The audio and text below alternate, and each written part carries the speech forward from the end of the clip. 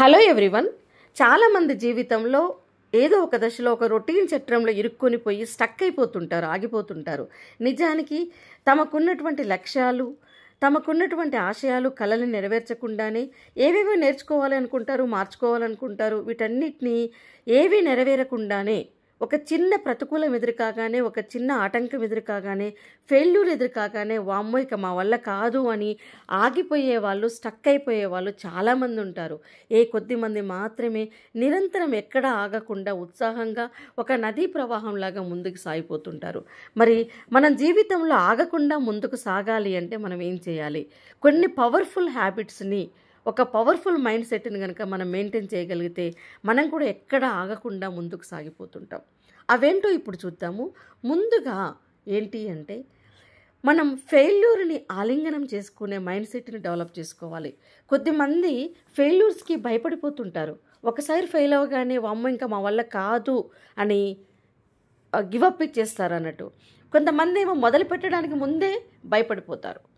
ఏదైనా ఆరంభించడానికి ముందే మేము ఫెయిల్ అవుతామేమో, ఈ బిజినెస్ మొదలు పెడితే సక్సెస్ కామేమో, ఎవరైనా సలహా ఇస్తారు పలానా చోట వ్యాపారం మొదలు పెట్టమని, పలానా ప్రయత్నం చేయమని, వామ్మో మేము ఫెయిల్ అవుతామేమో అని మొదలే పెట్టరు. ఇలా ఆలోచించే వాళ్ళు కొంతమంది ఉంటే, ఫెయిల్యూర్స్కి భయపడి మధ్యలో ఆపేసే వాళ్ళు కొంతమంది ఉంటే, కొంతమంది ఒక ఫెయిల్యూర్ ఎదురు కాగానే ఆగిపోయే వాళ్ళు కొంతమంది ఉంటారు.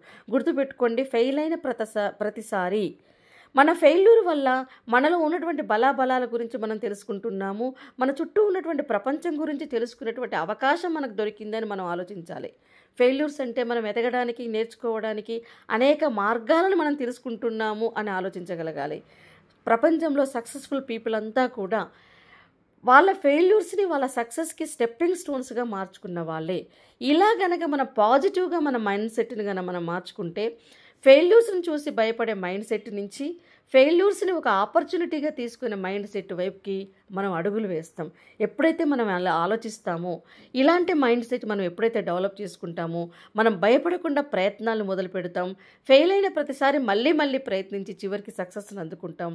ఇలాంటి మార్పు మనలో వచ్చింది అంటే ఆటోమేటిక్గా మన జీవితంలో అన్ని మార్పులు మొదలవుతాయి.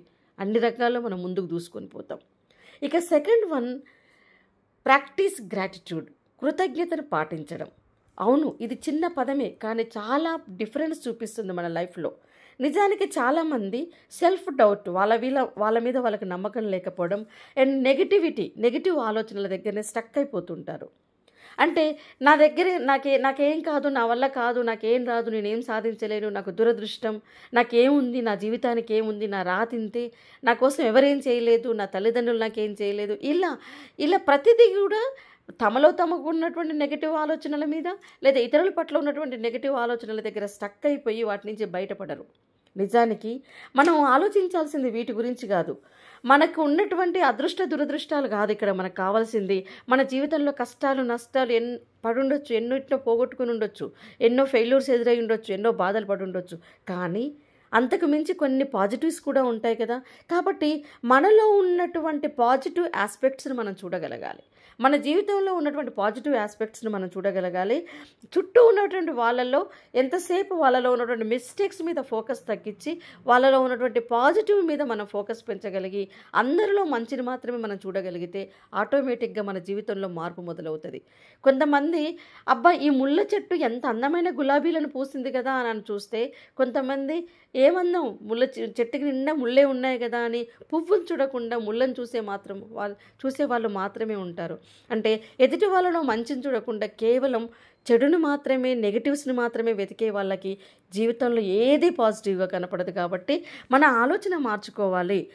ఇతరులలో తప్పులు వెతకడం ఆపేసేయాలి. చుట్టూ ఉన్న వాళ్ళలో మంచిని మాత్రమే చూడాలి. ఇలా చూడటం వలన మన చుట్టూ ఉన్నటువంటి సర్కమ్స్టెన్సెస్ని మనం మార్చలేకపోవచ్చు, కానీ మన తీరును మనం మార్చుకోవడం వలన మన రిజల్ట్స్లో మార్పు వస్తుంది. ముఖ్యంగా ఎదుటి వాళ్ళ విషయంలోకి వస్తే, పోనీలే వాళ్ళ స్థానంలో ఉంటే నేను అలాగే చేస్తానేమో అని ఆలోచించాలి. ఎందుకు అంటే ఒక్కొక్కసారి చూడండి, మనం ఉన్న ప్లేస్ని బట్టి, మన ఉన్న పరిస్థితుల్ని బట్టి ఒకరికి తప్పు అనిపించింది, ఒకరికి ఒప్పుగా కనిపిస్తుంది. ఒకరిద్దరం ఎదురెదురుగా నిలబడితే నాకు 6గా కనపడింది, మీకు 9గా కనిపిస్తుంది. ఇలా ఉంటుంది. కాబట్టి ప్రతిదాన్ని నెగిటివ్ కోణంలోనే చూడకండి, వాళ్ళ స్థానంలో కూడా ఉండి ఆలోచించగలగాలి. ఫర్ ఎగ్జాంపుల్, 2 వ్యక్తులు ఎదురుపడ్డారు. ఒక వ్యక్తిని పట్టించుకోకుండా వెళ్ళిపోయాడు అనుకుందాం. అరే నన్ను చూసి కూడా పలకరియలేదు, ఎంత పొగరు పెరిగింది అని ఆలోచించే బదులు ఏమో వాళ్ళు నన్ను చూడలేదేమో అని ఆలోచిస్తే ఆ పెయిన్ బాధ అనేది తగ్గుతుంది, ఆ పెయిన్ తీవ్రత అనేది తగ్గుతుంది. ఏమో ముందు మనమే పలకరిస్తే ఆ డిస్టెన్స్ కూడా తగ్గుతుంది. అంటే ఒక్కొక్కసారి ఎంతసేపు నెగిటివ్ కోణంలోనో ఆలోచించడం బంద్ చేస్తే మనలో ఉన్నటువంటి పాజిటివ్ నెస్ అనేది పెరుగుతుంది. అంటేలో మనలో ఉన్నటువంటి ఎబిలిటీస్ బయటకు వస్తాయి.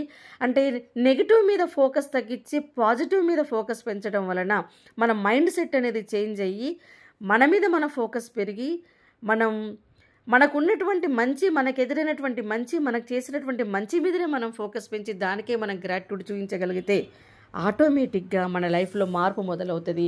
ఏది నెగిటివ్గా కనపడదు. ఎంత పాజిటివ్ మైండ్ సెట్ పెంచుకుంటే మన జీవితంలో అంతగా పాజిటివ్ రిజల్ట్స్ వస్తాయి. ఇది గుర్తుపెట్టుకోండి. సో మనకు ఉన్నదానికే మనం కృతజ్ఞత చూపించగలగాలి. కాబట్టి గ్రాటిట్యూడ్ని మనం ప్రాక్టీస్ చేయగలగాలి. ఇది చాలా ఇంపార్టెంట్ జీవితంలో. ఇంకొకటి, మనం లైఫ్లో ముందుకు సాగాలి అంటే ఆగకుండా, మన ప్రయత్నం విరమించుకోకుండా ముందుకు సాగాలి అంటే మనం చేయాల్సిన అతి ముఖ్యమైనటువంటి పని ఏంటో తెలుసా? లక్ష్యాలను ఏర్పరచుకున్నప్పుడు ఆ లక్ష్యాలని, ఎలాంటి లక్ష్యాలను పెట్టుకున్నాము, మన సామర్థ్యం ఎంత అని మనం ఆలోచించగలగాలి. అంటే ఒకేసారి పెద్ద పెద్ద లక్ష్యాలను పెట్టుకొని అవి సాధించలేక నిస్సారంగా ఆపేసే బదులు, అంటే ఎలా ఉంటుందంటే ఒక్కొక్కసారి మనకి ఉంటుంది లక్ష్యం ఉండడం మంచిదే, కానీ మన సామర్థ్యము, మనకు ఉన్నటువంటి దాన్ని ఏమంటారు సోర్సెస్ని కూడా చూసుకోవాలి. ఇంత పెద్ద లక్ష్యాన్ని నేను ఇంత టైంలో నేను చేయగలుగుతానా అనేది కూడా ఆలోచించుకోవాలి. ఎవరో సాధించారు అని మనం పెట్టుకోవడం కాదు. మన ఎబిలిటీస్ని, మనకు ఉన్నటువంటి సోర్సెస్ని దృష్టిలో పెట్టుకొని ఒకేసారి పెద్దది పెట్టుకొని ఫెయిల్యూర్ కావడం కంటే, ఒక్కొక్కసారి పెద్ద పెద్ద లక్ష్యాలు పెట్టుకొని ప్రారంభించకంటే ముందే భయానికి గివప్ చెప్పేస్తారు. దానికంటే చిన్న చిన్న లక్ష్యాలను పెట్టుకొని వాటిని సాధించుకుంటూ ముందుకెళ్తున్నప్పుడు అది సాధించడం వలన కలిగినటువంటి ఆ పాజిటివ్నెస్ అనేది, ఆ విల్ పవర్ అనేది మనల్ని ఇంకా మనం ముందుకు నడిపిస్తుంటుంది అన్నట్టు. అంటే ఒక చిన్న సక్సెస్ గోల్ పెట్టుకొని అది సక్సెస్ అయినప్పుడు వచ్చేటటువంటి ఆ పాజిటివ్నెస్ అనేది ఏం చేస్తుందంటే మన నెక్స్ట్ ఇంకొక గోల్ని రీచ్ అవ్వడానికి, ఇంకొక గోల్ని మనం ట్యాకిల్ చేయడానికి ఒక మోటివేషన్ లాగా, ఒక డ్రైవింగ్ ఫోర్స్ లాగా పనిచేస్తుంది. మన మీద మనకి కాన్ఫిడెన్స్ని పెంచుతుంది. ఫర్ ఎగ్జాంపుల్, ఒక పుస్తకం రాయాలని మన లక్ష్యంగా పెట్టుకున్నప్పుడు పుస్తకం మొత్తం మన కంటి ముందు కనపడకూడదు. ముందుగా రోజు ఒక పేజీ రాయాలని లక్ష్యంగా పెట్టుకోవాలి. అదేవిధంగా నేను ఒక 20 కిలోలు బరువు తగ్గాలని లక్ష్యంగా పెట్టుకున్నప్పుడు ఒకేసారి 20 కిలోలు అనేది మన కంటికి కనిపించకుండా ఈ నెలలో 3 కిలోలు, ఈ నెలలో 3 కిలోలు అంటే చిన్న చిన్న గోల్ని రీచ్ అయ్యి అనుకున్న దాన్ని రీచ్ అయినప్పుడు ఆ స్పోర్టివ్నెస్ తోటి ఆ నెక్స్ట్ మంత్ గోల్ని ఈజీగా మనం ట్యాకిల్ చేయగలుగుతాము అన్నట్టు. ఈ రకంగా మనం పెద్ద పెద్ద లక్ష్యాలను పెట్టుకొని ఫెయిల్యూర్ అవ్వడం కంటే చిన్న చిన్న లక్ష్యాలను పెట్టుకొని సక్సెస్ అవుతూ వాటి నుంచి వచ్చినటువంటి మోటివేషన్ని ఒక ఫ్యూయల్ లాగా, ఒక ఇంధనం లాగా మార్చుకొని నెక్స్ట్ గోల్స్ని రీచ్ అవ్వడానికి మనం ఉపయోగించుకోవాలి. మానసిక శాస్త్రవేత్తలు చేసిన పరిశోధనలు కూడా అవే చెప్తున్నాయి. చిన్న చిన్న లక్ష్యాలు అచీవ్ అయినప్పుడు వచ్చినటువంటి విల్ పవర్ అనేది నెక్స్ట్ గోల్ని రీచ్ అవ్వడానికి ఒక డ్రైవింగ్ ఫోర్స్ లాగా ఉపయోగపడుతుంది అని. కాబట్టి ఫస్ట్ మనం ఒక పెద్ద లక్ష్యాన్ని పెట్టుకున్నప్పుడు వామ్మో నా వల్ల కాదు, ఐ కాంట్ అనిపించినటువంటిదే ఐ కాంట్ డూ అనిపిస్తుంటుంది. కానీ ఎప్పుడైతే ఒక చిన్న లక్ష్యాన్ని మనం పెట్టుకుని అది సక్సెస్ అవుతామో, ఓకే ఐ కెన్ డూ అనే మైండ్ సెట్లోకి వచ్చేస్తాం. కాబట్టి లక్ష్యాలని చిన్న చిన్నవిగా మార్చుకుని ఐ కాంట్ నుంచి ఐ కెన్ డూ వరకు మనం మైండ్ సెట్ని మార్చుకుంటే జీవితంలో ఎప్పుడు కూడా మనం వెనకడుగు అనేది వేయము. ఇక next one, practice self compassion, స్వీయ కరుణ. మన పట్ల మనకు ప్రేమ ఉండాలి, మన పట్ల మనకి కరుణ అనేది ఉండాలి. నిజానికి మనల్ని మనం బాధ పెట్టుకున్నంతగా, మనల్ని మనం హర్ట్ చేసుకున్నంతగా ఇతరులని చేయం. అంటే చాలా వరకు అంటే మన ఫెయిల్యూర్స్ని మనం భయపడుతున్నామంటే మనల్ని మనం బాధ పెట్టుకుంటున్నట్టే కదా. బలహీనతల్ని మనం మోస్తున్నాము అంటే మనల్ని మనం బాధ పెట్టుకున్నట్టే లెక్క. మన వల్ల మనకు నష్టం జరుగుతుంది అంటే మనల్ని మనం బాధ పెట్టుకుంటున్నట్టు లెక్క. అయితే మనం ఎలా ఉండాలి అంటే మన పట్ల మనం ఒక బెస్ట్ ఫ్రెండ్ లాగా ఉండాలి. నీ బెస్ట్ ఫ్రెండ్ బాధపడుతుంటే నువ్వు ఎలా ఓదారుస్తావో అలా మనల్ని మనం ఓదార్చుకోవాలి. బెస్ట్ ఫ్రెండ్ ఫెయిల్యూర్ అయినప్పుడు ఎలా సపోర్ట్ చేస్తావో అలా మనకి మనం సపోర్ట్ చేసుకోవాలి. సో మన తప్పులని, మన ఫెయిల్యూర్స్ని మనం తిట్టుకుంటూ, ఇతరులతో పోల్చుకుంటూ, మన మీద మనకు నమ్మకం లేకుండా నేను కరెక్ట్ కాదు అని మనం ఫిక్స్ అయిపోతే మనకు జరిగేదంతా నష్టమే. కాబట్టి మనతోటి మనం ఫ్రెండ్లీగా ఉంటూ, ఓకే ఈసారి తప్పు జరిగింది, దీన్ని రెక్టిఫై చేసుకుందాం, ఇలా మనకి మనం దాన్ని ఏమంటారు, సముదాయించుకోవడం అంటారు చూసారా, అలా సముదాయించుకుంటూ పోతుంటే మనలో తెలియని విల్ పవర్ అనేది పెరుగుతూ ఉంటుంది అన్నట్టు. సో ఎంకరేజ్మెంట్ పెరుగుతుంటుంది. ఆ రకంగా ఎంకరేజ్మెంట్ పెరిగినప్పుడు ఆటోమేటిక్గా మనలో ఒక హెల్దీ మైండ్ సెట్ అనేది డెవలప్ అవుతుంది. సో కాబట్టి మనతో మనం ఫ్రెండ్లీగా ఉండడం, మన తప్పులు మనమే సరిదిద్దుకోవడం, మన చేత మనమే అడుగులు వేయించుకోవడము అనేది చాలా ఇంపార్టెంట్. ఇది ఖచ్చితంగా మనం అవలంబించాలి. అంతేకాకుండా నెక్స్ట్ది ఏంటో తెలుసా, మనకి ఏదైనా అవసరమైనప్పుడు నిస్సహాయ స్థితిలో సహాయం కోసం అన్వేషించడం. చాలామంది ఏమనుకుంటారంటే ఒకరిని సహాయం అడగాలి అంటే ఏదో తప్పు చేసినట్టుగా భావిస్తారు. అంటే సహాయం అడగడాన్ని ఒక ఓటమిని అంగీకరించినట్టుగా భావిస్తారు, దుర్బల స్థితిని అంగీకరించినట్టుగా భావిస్తారు. మనం హెల్ప్ అడుగుతున్నాము అంటే ఓడిపోయినట్టు కాదు, హెల్ప్ అడుగుతున్నాము అంటే బలహీనులమని కాదు. ఒక్కొక్కసారి మన లక్ష్యాన్ని సాధించే క్రమంలో ఒక నిస్సహాయ స్థితిలో పడిపోతాం. ఇక మన వల్ల కాదు, ఇక మనం వదిలేయాల్సిన పరిస్థితి వచ్చేస్తుంది. ఎటు చూసినా మనకి మార్గం కనపడదు, మనం గెలిచే మార్గం కనపడదు. మరి అలాంటప్పుడు ఏం చేయాలి? వదిలేస్తామా? చీకట్లోనే ఉండిపోతామా? మనకు చుట్టూ చీకటి కమ్ముకున్నప్పుడు ఏం చేస్తాం? ఒక దీపం వెలిగించుకోవాల్సిన బాధ్యత మనదే కదా. వెలుతురు కోసం అన్వేషిస్తాం కదా. ఆ వెలుతురు ఏంటి? ఇతరుల సహాయం. మనం సంఘజీవులం, సంఘంలో ఉన్నాం. మనం అవసరమైనప్పుడు ఇతరులకు సహాయం చేయాలి. ఇతరుల నుంచి సహాయాన్ని పొందడంలో ఎలాంటి పరిస్థితుల్లో కూడా వెనకడుగేయొద్దు. కాబట్టి క్లిష్ట పరిస్థితులు ఎదురైనప్పుడు, నిస్సహాయ స్థితులు ఎదురైనప్పుడు నీ బెస్ట్ ఫ్రెండ్ని కానీ, నీ కుటుంబ సభ్యులతో కానీ, నీ దగ్గర ఆత్మీయులతో కానీ సంభాషించండి. దానివల్ల ఏమవుతుందంటే మనం మాట్లాడటం వలన మన సమస్యకి పరిష్కారం దొరుకుతుంది. ఏమో మనకు కనిపించిన మార్గం వాళ్ళకి కనిపిస్తుందేమో, ఈ రకంగా అన్నట్టు. సో అప్పుడు ఏమవుతుంది, మనం ఈజీగా మనం అనుకున్నటువంటి లక్ష్యాన్ని సాధించగలుగుతాం. అంటే మన నిస్సహాయ స్థితిలో ఒకరి సహాయం అడగడం అంటే ఏంటో తెలుసా, ఇక చీకట్లో కూరుకొని పోయిన వ్యక్తికి ఒకేసారి వెలుతురు కనిపించడం లాంటిది. కాబట్టి నీకు అవసరమైనప్పుడు, చాలా నిస్సహాయ స్థితిలో పడిపోయినప్పుడు ఎదుటి వాళ్ళని సహాయం అడగడానికి ఎట్టి పరిస్థితుల్లో కూడా వెనకడుగేయకండి. అది తప్పు, నేరము, ఘోరము లేకపోతే అవమానంగా ఎట్టి పరిస్థితుల్లో మనం భావించకూడదు. అది తప్పు. అవసరమైనప్పుడు సహాయం తీసుకోవాలి, అవసరమైనప్పుడు ఎదుటి వాళ్ళకి మనం సహాయం ఇచ్చే స్థితిలో ఉండాలి, హెల్పింగ్ నేచర్ ఉండాలి. ఎందుకంటే మనం సంఘజీవులం కాబట్టి.